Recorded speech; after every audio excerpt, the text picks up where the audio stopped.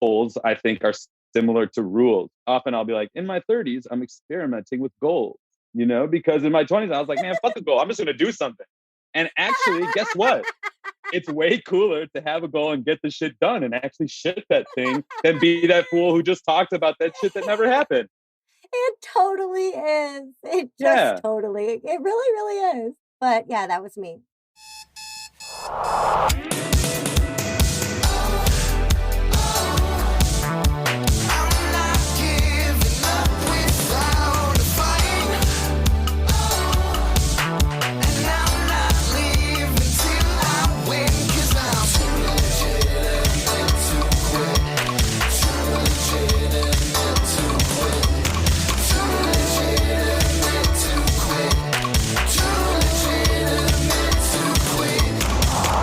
Welcome to Too Legitimate to Quit, instantly actionable small business strategies with a pop culture spin. I am your host, Annie P. Ruggles, and my guest today is the fan-freaking-tastic Evan LaRuffa. Evan is a creative problem solver. He loves to build, organize, curate, and connect. He, as you'll see, is bold, artistic, and unorthodox, and smiles a lot because he's happy, engaged, and passionate about his work. Evan believes in a better world and loves to create new solutions and approaches to big problems, and is confident in his ability to deliver an exceptional result. As an entrepreneur and a nonprofit founder, he's well-versed in a broad range of strategic operations, and he's bold about creating value and impact through innovative solutions. At his core, he's a writer and curator, which allows him to creative direct and project manage around a common goal, campaign, business, or organization. Welcome to Too Legitimate to Quit. Evan, my neighbor, my friend, what do small businesses need to focus on this week? Wow, such a loaded question, potentially. I thought it started off pretty easy for you, But hey, this is what we're here for. We wanna chew on the better bits. But yeah, no, my brain goes straight to resistance. Yeah, right. Because I think probably the tendency could be like to go super strategic, pretty like in the weeds straight away. Like, I think there's probably some really important strategic areas that a lot of businesses are neglecting. One that comes to mind is like SEO. But like, instead of talk about why a lot of businesses are falling down on the job, small or large, really, on SEO, my brain goes to resistance. That's totally true. I myself resist SEO on a daily basis. Right? So maybe it's both. Right? Perfect. Exactly. Yeah. You and every other small business owner that doesn't understand SEO. Like, fuck it. I guess tomorrow, maybe, or not. Maybe we'll push it again tomorrow. But there's always hope. There's always hope that tomorrow I will rise up against the resistance. Hey, maybe. But and that's, I guess, why I focus on the resistance piece. I was going to say that, like, I need to pass the rock where the rock must be passed, in that I think I'm thinking about resistance a lot these days. Because I just finished up this super rad alt MBA program that Seth Godin does. And congratulations. Thanks. It was like exhausting and awesome. And I could probably do a 45-minute testimonial on it. But in lieu of doing that, I think one big theme that came up in that work, just like a lot of really amazing individuals in the program, but like a lot of times it comes down to resistance, right? As a business owner, or just in our personal lives, like, why are we not doing the thing that quite possibly will very much help us get to where we're trying to go, right? Like, and why might we be resistant to a dope solution for our business, right? Like, that exact resistance is why I have a freaking job. I call it sales avoidance. But what it is really, it's ask resistance, right? It's, I know I should do this. Right. I kind of know how to do this, or I know enough to just do it and figure it out and fix it in post. Sure. And yet I just don't. And for me, that's not sales. For me, that is SEO. Nailed it. Okay. But also things like Hiring and firing people. For sure. One, no, and I think that's a huge one. I think another one would just be to not even make it like so pointed, but kind of to like bring it back to every day. I actually wrote a little something about this today, one of my little ditties, but it's basically about I kind of identifying this resistance and kind of dancing with it a bit, or kind of like delving Mm-hmm. into it a little bit, is where really all the upside is, right? Like, and that I think it kind of ties into the kind of like rat race, like jump back on the hamster wheel thing that happens to us at the beginning of any of our days, right? Especially as small business owners or leaders, Yes. right? So you go, oh shit, I got hella stuff to do still. And it's 9 a.m. and I haven't meditated yet. So I don't have time to meditate, even though I know that calms me down, gets me strategic, makes me feel good, gets me vibed out, gets me Yep. creative. And so we go ahead and we jump back onto the hamster wheel, even though people like you and I are doing what the fuck we're doing, because we're not swimming with the crowd, right? We're trying to start something new, differentiate. Like, I mean, all your stuff is like, I love how you bring a cool new lens to the sales stuff, right? But I also think there's this kind of piece of like, I think for all of us, we can kind of relate, whether we're in a small business or we go work for a huge company, this kind of like Yep. inertia that propels us back onto the hamster wheel each day. And so that's a huge type of resistance that I probably think all of us could relate to without like going super granular on like SEO, Yes. email buildup, hiring and firing, right? But you're right. I mean, for me, it's categorical. Like, I tend to resist the same things over and Of course you over. do. I'm very All of like us do. loyal, Yes.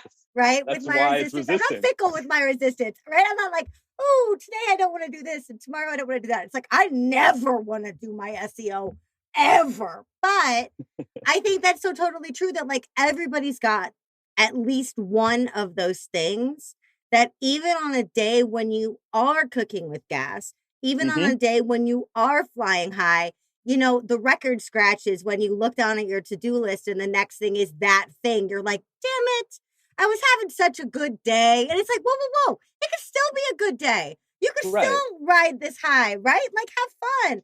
But it's like, Sure. oh, great. Now I got to do this. Turn around, turn off the enthusiasm. But you're also so Yeah. totally right, because one of the things that you mentioned too is like self freaking care, Yeah.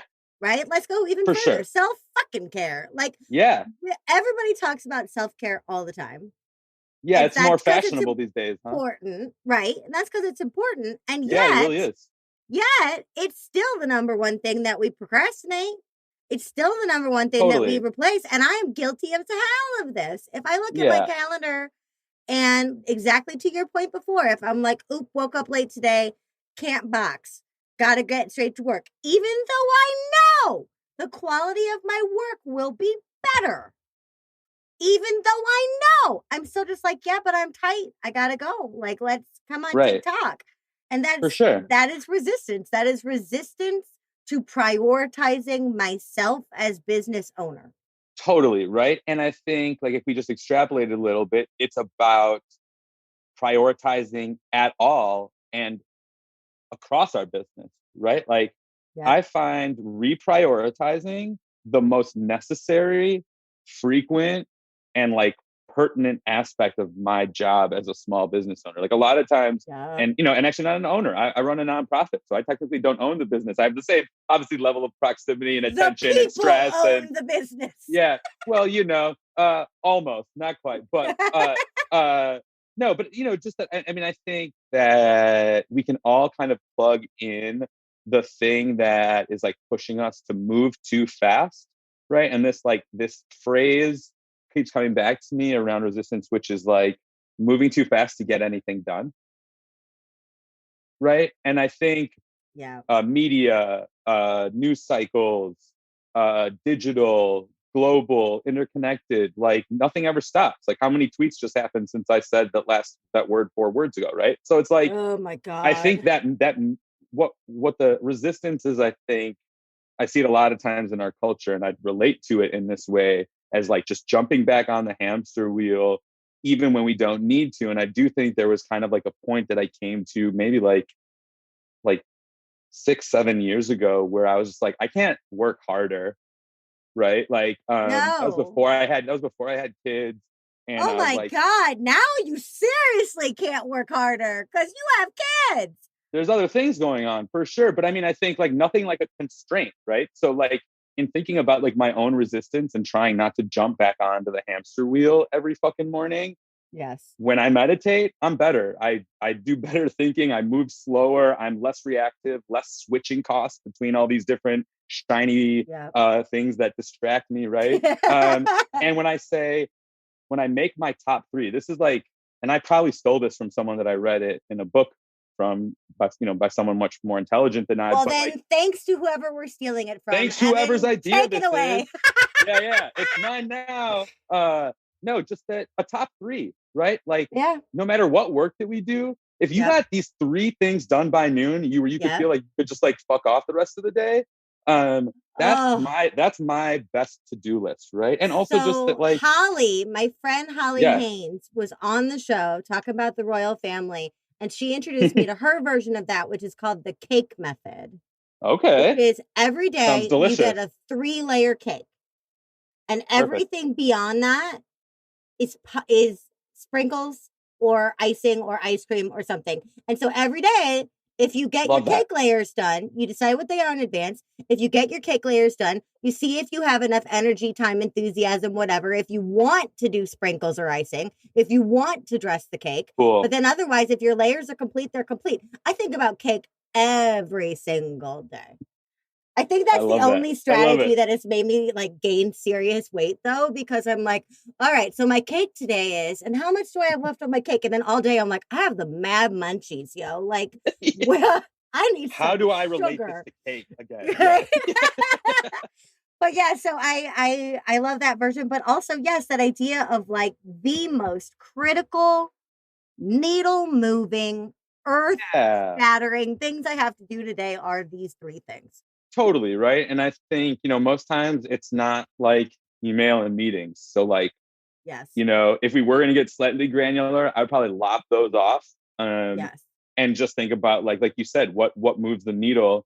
Um, and I think we all kind of know that internally, right? And there's going to be resistance around that as well. But like, that's what awareness is, right? I think as an individual or a business owner is to be like, uh, what is my resistance to these things that we need to test as drivers of delivering the mission, the impact, the value, to the customers or communities that we work with. And so, yeah, I mean, I think resistance manifests itself in so many In so many ways. She's ways. like water. She finds all the cracks. Yeah. She Yeah. flows into all Right. Right. things. But I feel like the cousin of resistance in this way is also this. I don't know if it's new or if we're just aging into it, but this cult of busyness. I talk about that a lot. I think that's that hamster wheel jumping back on again in the morning is for sure the cult of Yes. busy, for sure. Yeah, it's tough. I Like, it eats at me because I love downtime. I'm an only child. I could stare at the wall for hours and be blissed out. yeah, Like, I yeah, am fine.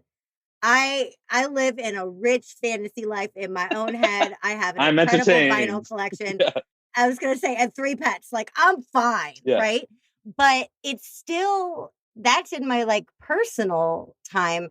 It's still really hard for me, even with cake, to not want to fill the vacuum with more yep, crap. totally. And I think that has to do with that kind of pace of the river that we're a part of, right? Like Yes. everything's flowing at that speed, and that's part of what compels us to go ahead and jump back on. But I'm sure your audience, like, even just knowing your work and who you know and work with, like, it's a group of people who we're building either new things or like iterating on stuff because we see like cool new ways to contribute. And so, Yep. if we're doing that as far as like the actual work each day, then like it really is incumbent upon us to also customize and like shape our workflow in ways that works for us. Like we're not tied to that desk anymore. So like we Right. can really untether that a bit, think about when our energy is best suited to really knock out the big stuff. I mean, that's another a book that I mention a lot. When the Science of Perfect Timing by I think Daniel Pink.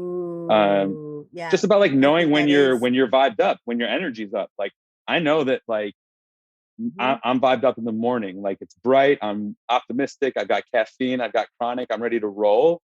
And so like Yep. I protect my mornings almost religiously, right? Like Yes. um just like you can't fuck with that time. I need that time to do my big work.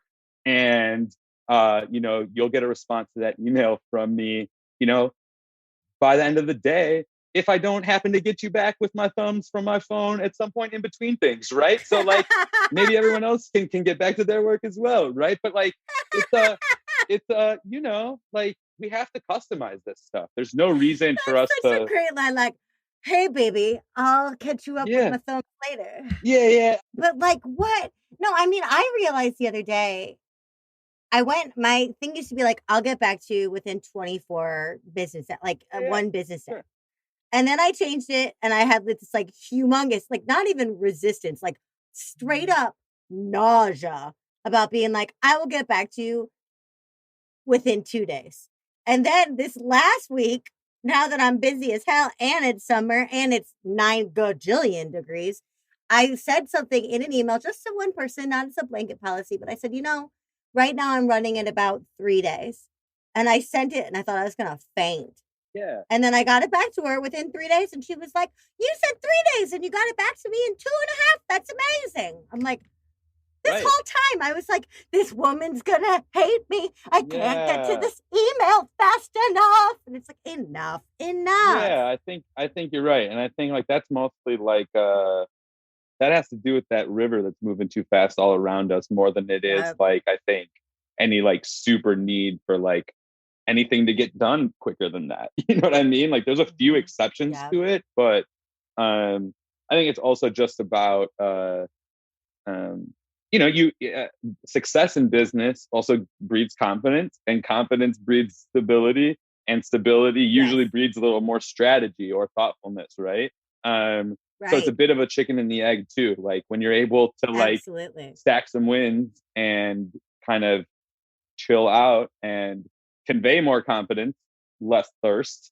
Um, Mm-hmm. that's a snowball that grows as it rolls downhill, right? Like you can build on that Yeah. for sure. Absolutely.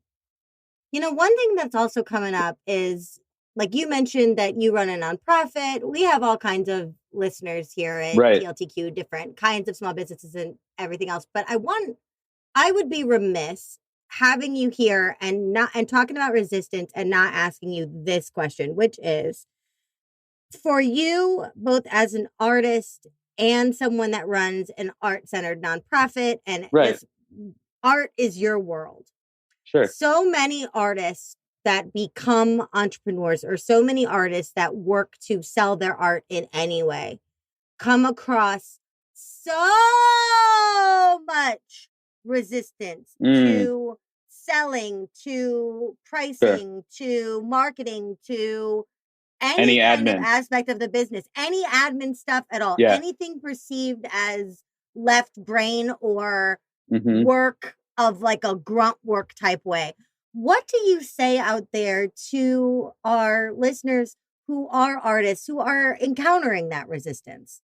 No, yeah, I love that. I mean, I think like artists, as much as any of us, kind of have to get clear on like what that's about, right? I think a lot of us like to make because I mean, and I kind of tend to differentiate between expression and communication, right? So Ooh, like okay. yeah, I think it's important, right? Because like when we're expressing something, it's pretty unfiltered. It's raw. It's take it or leave it, motherfucker.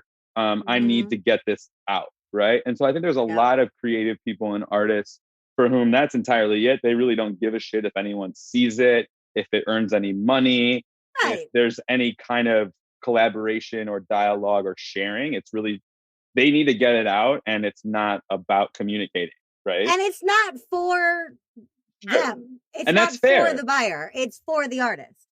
Totally. And I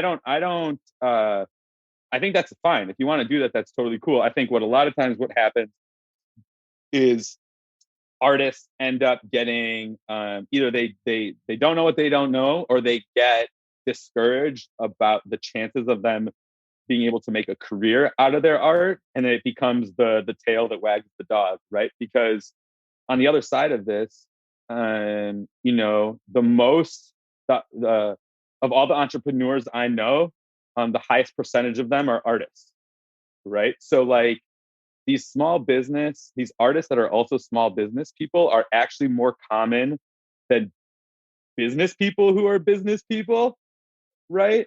But I think there's kind of this starving artist bullshit and like kind of stuff that, yeah, quite frankly, budding artists have been told by their parents or other people about the likelihood that they'll be able to do that. So I think it's like, if you just want to express yourself, cool, but let's be honest about the degree to which you've like,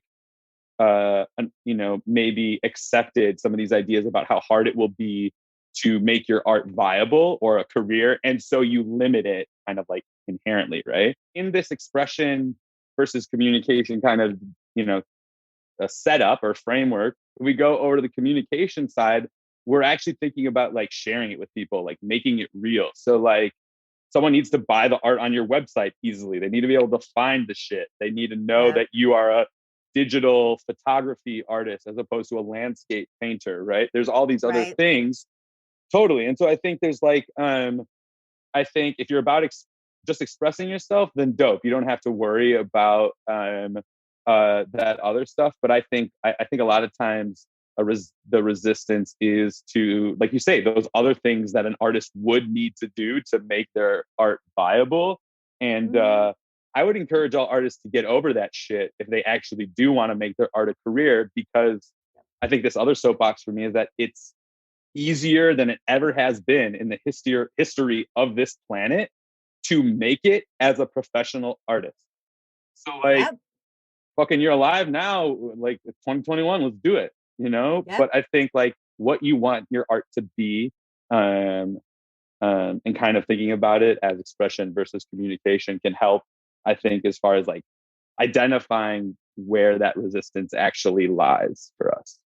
That's totally true. That's entirely true. And you're right. It never has been easier. It's still hard. It's still freaking hard, but it never has been easier. And I feel like outside, as a lover of art and a purchaser of art, correct me if I'm wrong on this, because I'm looking at it from that vantage point. But I feel like especially now, we hunger for expression. Like we're very hungry for art right now, especially visual art, because we haven't had the opportunity for a lot of the performative arts because of COVID and everything else. But like I'm seeing, and especially coming out of isolation, like the amount of phenomenal murals that have sprung up around the city of Chicago, and the amount of people honoring them, taking pictures of them, tagging the artist in the picture that they take of them, which is like so totally different. Because normally it's just like, let me take a selfie with this thing and then move on with my life. Like now I'm actually seeing people say like, this is on the corner of here and here. The artists involved were this and this. And by tagging this, I donated $2 to such and such. Like, I feel like we are in a moment where we are giving, not everybody, obviously, a lot of people don't give a shit, but I feel like sometimes the world feels like, or artists feel like the world don't care about them. But I feel like right now there is more care. Do you agree?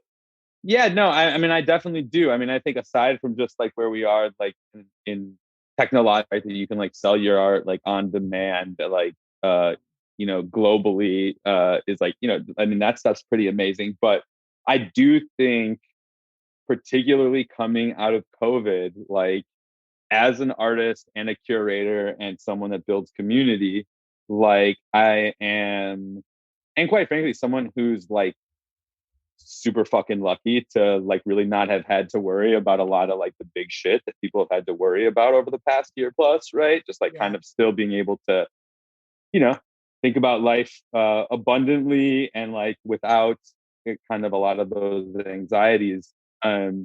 yeah, that just like I'm super excited about, like sheepishly because of what I just said, I'm super excited about the art and the solutions and the opportunities to build community that are going to come out of this. Like, Yes, um, those three things. yeah, Wait, what did you say? Art, solutions, and opportunities for yeah, community? yeah, yeah, Yes, yes. for sure, for sure. I mean, I think, and it's, so I guess that's another kind of thing that I kind of come back to as far as like, uh, yeah, just feeling like grateful to be in the seat that I'm in, as far as, yeah, being able to like build this organization, found and build this organization that like I believe in, and kind of like um, create some of those new, like I Paint My Mind is a new unique solution, for how we solve ensuring the fact, ensuring that all communities have access to the power of art, right? Yes, Those of us yes. who have been moved and changed and inspired and catapulted by creative Mhm. things, like inherently, yeah, we want everybody to have that access, right? So I think like, Yes. um, I'm excited to see the solutions that will come out of this, the new businesses, the new offerings, the new ways that art is offered, delivered, communicated. Um, I think I mention him all the time, but Toby and Wigwe, this Nigerian American rapper from Houston, I'm all about everything he does. He and his team are, they're just creative geniuses. They can't stop making dope shit. And aside from being one of a dope rapper, they did this incredible thing over COVID where they rented out a theater in Houston and did like a 4 boom arm camera live show that they sold tickets to worldwide. Right. So like that's amazing. Like That's that's innovative. evolutionary. Yeah. That's evolutionary. Yes, Right. yes, you're right. That's beyond innovative. That's Yeah. evolutionary. That is the Totally. next phase. Totally. And I think, like we said, like whether it is like art or new businesses or new social movements, ways of communicating and building community. I mean, I think there's going to be a lot of really, I mean, I'm already feeling that like excitement in the city, just like Yeah. people coming back and like opening up and being able to have coffees with people in person, like wild Yes. stuff that is actually like rich and connective. And I think it's like, yeah, there's a connection deficiency. There was in our culture before this bullshit. Yeah. And like if I'm positive that there, like if you're doing something like creative that makes people feel good and Mhm. brings people together coming out of this, like you'll probably have a pretty good time. I love that you brought up coffee dates because remember we were supposed to have one in March of A 2020. Mart? Oh my gosh, we sure did. Yeah, that We got had it that all got planned. We pushed, were going didn't to go it? to Seoul. It got pushed like 4 times because they were still Oh my peddling this god. idea that quarantine was going to be like 2 to 6 weeks. And so when they said Unbelievable. 2, you and I on LinkedIn messaging of all things, you and I are like, okay, we can't meet in March. Let's meet in April. Okay, we can't meet in March or we can't meet in April. Let's meet in May. Okay, we can't meet in May. Let's meet in June. And then finally, after that, after like 3 months of that, TBD. you and I were like, screw it. I'll see you on the flip, brother. Like, I will Yeah. see you out there. Sometimes it's a wash. You got to keep it moving. Yeah. Like I you're like, oh love well, that you brought that up because I had totally forgotten about that. And that that's is awesome. totally hysterical. All right. Yeah. Well, here's a ringer for you. Just a total random question. Yeah. What can small business owners and nonprofits and artists glean as inspiration from the Big Lebowski? Oh wow. Oh wow. You got this. Wow. Wow. That is that's a good one. Well, You got this. cross this line. You do not. You got to mark it a 0. All right. So Yeah. I think uh we've got Donnie, we've got our bowling alley, um, we got our shut the fuck up, Donnie. The Yeah. world does not start and stop at your convenience. That is true. Um, I love. I mean, obviously that scene particularly. I think it's like constraints. Yes. It's a funny way to think about constraints. All of a sudden, he's pulling out a gun in the bowling alley. He's like, put the fucking gun away, man. Right? And maybe Walter is resistance. Walter totally is resistance. I mean, think of it that way. If you were going to give resistance a voice, it would scream in your face that you're out of your element and tell you to shut up. Like, that is totally true. I think that's perfect. I think that's perfect. No, but and I mean, I do, you know, if Donnie, I don't think we ever see for sure if Donnie's toe did go over the line, right? So we don't have like an instant replay of the situation.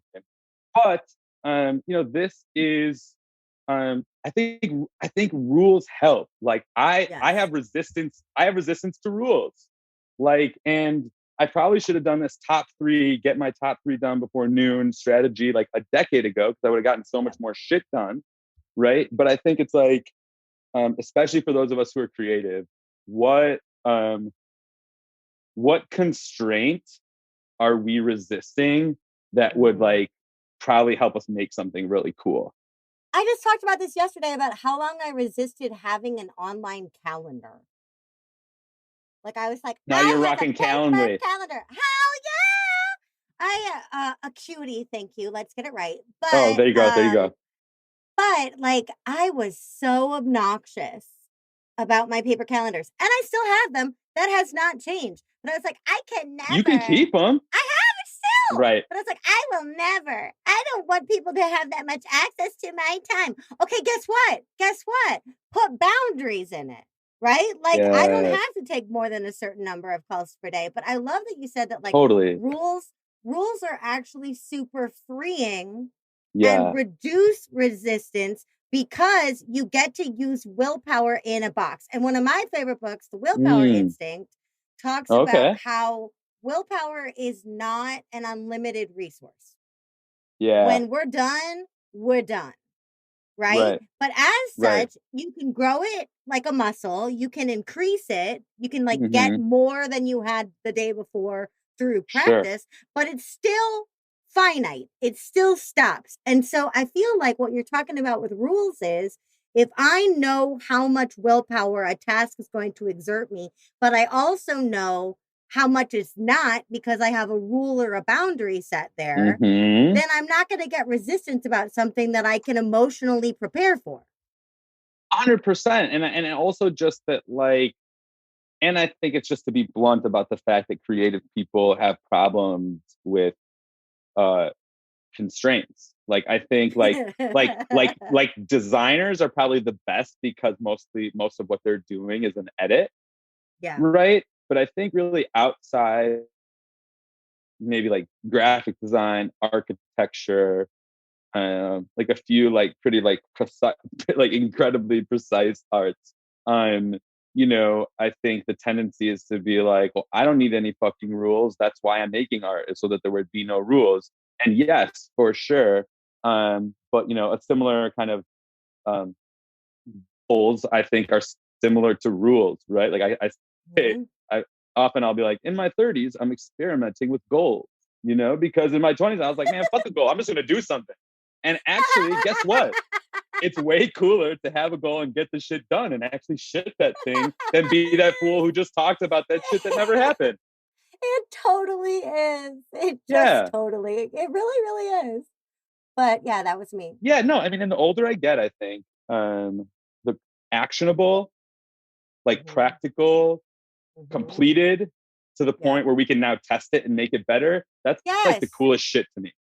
Yes. And I call that like buyable and viable. Like if it's Ooh, both, right? So but totally. to the artist, like to your point before, like if you don't want to have rules in your art, that is your prerogative as an artist. But if Totally. you are an art business, you're Mm, going to have to bring in some rules. So be as like unfettered as you want, Jackson Pollock, do your thing, but sure. like you're going to have to rein it in a little bit when it comes to running the business. Yeah, definitely, definitely. And I mean, I think Or a it's lot, depending. yeah, a lot. And I mean, I think like, at the same time, like a lot of these tools, and I think like these whippersnappers these days, they can do anything. Uh no, but like honestly, just like, it's amazing to me to think about like tools and like digital tools and how publishing, no matter what you're publishing, has become easier and easier and easier and easier. So where you have like these little short stops like publishing video series and shit. You know what I mean? Like out of nowhere. And so like I'm really excited also. And we talk about this a lot within the context of like the work I Paint My Mind does in schools with our art programs with kids, is that like this is really all about like building this muscle where we trust ourselves to make something even though we don't know how it's going to turn out. Mm-hmm. Right. And like for me, I think art is so much broader and like all encompassing than just paint and stencils or any type of artistic medium that we would think about. I think you're a great example. Like you bring art to the way you talk about and share strategy and thinking and thought leadership around sales and partnerships and value and like authentic, genuine, personal relationships, right? So I mean, I think like Yep. there's you can teachers are artists. Yes. Art is how we do something. It's not the medium, you know? Yes. Teachers are artists. There are also salespeople. Parents are salespeople. Yeah. Yeah.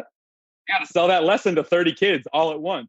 Right. And then with your own kids, like when's the last time you got your kids to do something they didn't want to do because you knew that they had to? Yeah. That's sales. That's There you sales. go. There you go. It, There you go. Yeah, and right. I can't even, I mean, I can't speak to the artistry of parenting because you're way braver than me, but We'll see. we'll see. We'll see how they turn out. But you know, you snuck in one more thing there. And before I let you go, I want to bring Yeah. that up because Lebowski is very much an ensemble piece, even though it's centered on these two Lebowskis, right? Yeah. And Lebowski and the dude. But one thing that you had brought up previously is this idea that it's never been so easy to have a thriving art business online or in the world or whatever. I Yeah. think one of the other things is it's never been so easy to find your people and find Yeah. people that understand your vision, will grow your vision with you, and also are phenomenal potential collaborators for you. Do you have any tips or advice around opening yourself up to connection in that way? Wow, I love that. Because a lot of people have resistance to collaboration. A lot of people have resistance Yeah. to showing stuff before it's done, you know? Yeah, for sure. For sure. Yeah. And I think like to me that just comes back to this testing piece. You know, like I often think about like how precious people are about like the copy on their website. Yeah. And you're like, yo, like we can change it 6 times before 1 o'clock. Uh-huh. So like fucking get it up and move on. Yep. Right. And like, so I think it's like with the art piece, it's like just do it. It's building that muscle. It's like ship it again, ship it again, ship it again. It's never like getting something to where we want it to be, whether like art in every kind of typical way we would consider it, or in like we're offering our business. It's so much more about doing that over and over again so that like next time you trust yourself to do it and they take it to 80%, not know for sure how it gets to 99%, but because of this dance you do with, like you said, like who you serve, like who's actually really going to this future state that you're trying to create, then like it's a totally different situation, right? I think like that's one thing that has really been awesome. I think as far as some of the work we've been doing at I Paint My Mind recently around really honing in on, like you said, who's going where we're going. And for us, that's about the power of art and making that accessible and equitable in Chicago or any major city, because it's like a data point for whether or not this is actually this meritocracy where anyone can be what they were, like all this stuff, right? Okay, so let's help provide art access and equity when it comes to inspiration as much as anything else. And so whether you're an artist or a business leader or a teacher that we work with, like if you're bought into the power of art and this better future that we believe in, like that's really what we're trying to focus on, because we know that means you want to go where we're going also. It's like thinking about who we serve as far as worldview, not demographic. Yes. Yes. I was having a hard time putting a fine point on it, but that's it. That's completely true though. It is about like, and the worldview and world this is not the right term, but like world hope. Like, what are we collaboratively building? We got Yeah. to ally with the people that World are hope. building the same future, right? Whatever that is. Totally. For people out there who want to learn and hopefully donate to I Paint My Mind, what's the best way for them to learn about what y'all are doing? Yeah. So you can absolutely visit us at IPaintMyMind.org. We are I Paint My Mind on all the social things. And yeah, I think it really has to do with what we just mentioned. We would love anyone who believes in the power of art, ensuring all kids have access and all communities have access to that power. Yeah, totally smash that donate button on our website. Mm-hmm. We also have like a really awesome and unique model where the art rental services and custom mural services that we offer businesses. We've worked with like Adidas, DocuSign, LinkedIn, some really awesome companies. Whenever companies hire us for those services, it helps us create and deliver free and low cost art programs to underserved schools throughout our city. So yeah, there's really cool information about our model, basically how we turn these art projects into more impact on that page as well. And what about your art, Evan? Oh, yes. I mean, it's funny, running an art organization and advocating for artists for so long. I hadn't even put artists like on my LinkedIn page until like very recently. Just interesting. I think talk about resistance, right? But right? Anyway, yeah, I've made some pretty fun like fine art photography work over the past couple of years, where I take a bunch of like really like microcosm type photos of very textured walls, and I do all kinds of like cool color work manipulation to make them super gnarly and colorful and fun. And I'm releasing a couple like super limited edition prints on my website, evanlaruffa.com, over the next couple of months and throughout the summer and into the fall. So yeah, excited to make some art myself. My world hope involves repopularizing the word gnarly. I'll help you. That's my world hope. There you go. I know you will. I'll go there with you. Each other. All right, I got one more question for you. It's the most important question I've asked all day. It's the Lebowski question. Be honest. Yes. Are you a good bowler? I had like about like a year in time when I was like a pretty decent bowler, but like that was like 20 years ago. So I'd say I probably suck at bowling right now. I need bumpers at all times. So there you have it, folks. You can run a successful small business or nonprofit and be a shit bowler. It doesn't matter. Everybody, I hope that you have loved having Evan here as much as I have. Evan, thank you so much for being here. It was my pleasure. Thanks so much. Y'all, I will be back in 1 second with my final thought and your homework for the week. And obviously, like I just told you, I'm a terrible bowler, so it will not involve bowling. Don't worry.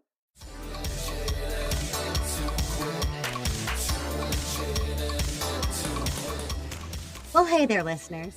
Forget it, Donnie. You're out of your element. As Evan and I discussed, if my inner critic chose to speak only in Big Lebowski quotes, that one would be the most popular choice. When we stray from our lane, we encounter resistance, maybe in the form of growing pains, or maybe as friction as we force ourselves into a role we don't really fit or even want.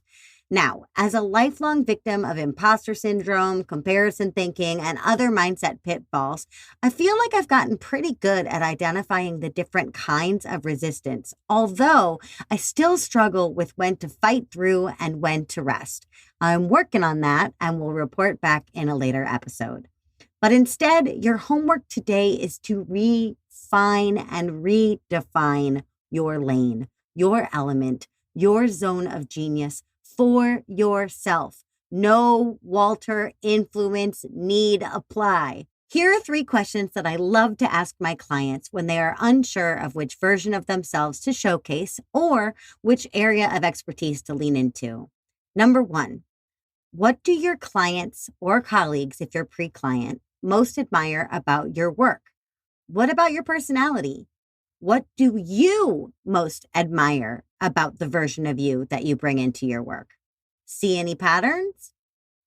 Number 2, what comes easily to you that challenges other people? What lessons did you have to learn the hard way? And what misconceptions turned into big aha moments for you? Number 3, Where does your industry offend your integrity, ethics, or style? Or, otherwise put, whom do your competitors neglect or downright abuse? Remember, no one is going to read these answers, so you don't have to post them on social media or commit them in a court of law. No false modesty allowed. Brag away. The bigger and bolder, the better.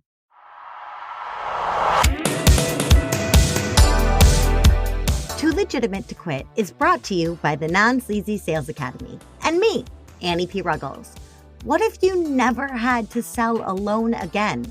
If you always felt safe and seen and supported in selling situations because you only had to show up as your best and also most ordinary self? You can profit just by being you without one gimmick, 1 inch of sleaze. To find out more about our membership, visit www.nonsleazy.com. That's NONSLEAZY.com. Too Legitimate to Quit is written and hosted by me, Annie Passanisi Ruggles. Our editor and producer is Andrew Sims of Hypable. Our incredible earworm of a theme tune was composed and performed by Riley Horbasio. Our beautiful show art is by Francois Vigneault, and my beautiful, wonderful, amazing creative director, Georgia Curran, handles my social media accounts with care. Listen, I would love to hear from you. I'd love to hear how your homework is going, what you think of the show, or what topics you'd love to see covered here. Feel free to reach out to me on any platform with messaging, but the best for me are LinkedIn, where you'll find me under my name, Annie P. Ruggles, or on Instagram, where you'll find me at Anniepreneur. And please don't forget to send this show to people that you think would benefit, or to drop us a review wherever you listen to podcasts. That really helps our show grow. Until next week, remember, you're too legit to quit.